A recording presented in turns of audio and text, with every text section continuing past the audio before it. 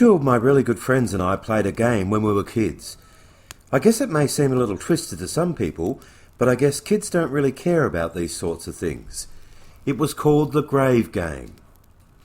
We would go to the local cemetery and play it at night. It had to be played at night as it made the game scarier.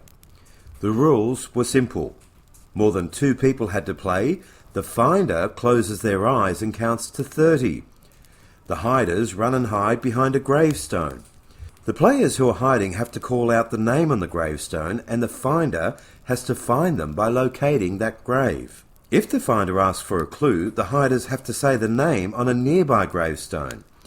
It's kind of like a really messed up hide and seek.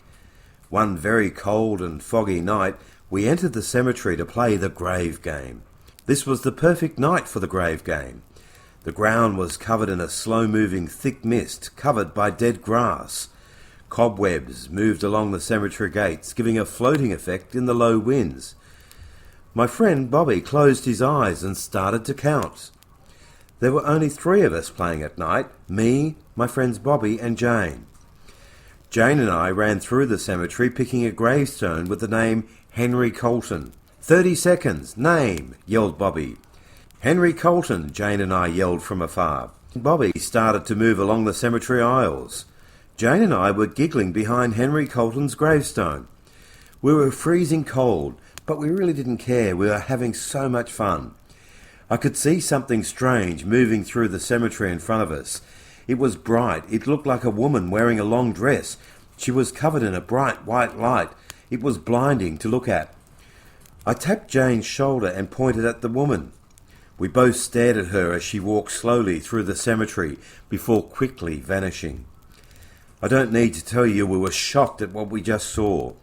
The wind started to pick up and I could feel it on the back of my neck. That seemed so odd because I was sitting in front of the gravestone. We both looked up only to see the woman staring towards us. She was leaning over the gravestone, hovering over us. Her face bony and thin, her eyes empty and white. She was whispering something to us over and over, but we were so scared we couldn't work it out. We jumped up and screamed and ran over to Bobby. We looked back and the woman was gone. Jane and I told Bobby what happened and he didn't believe us. The 3 of us walked over to the grave we were sitting at and tried to make sense of what had just happened.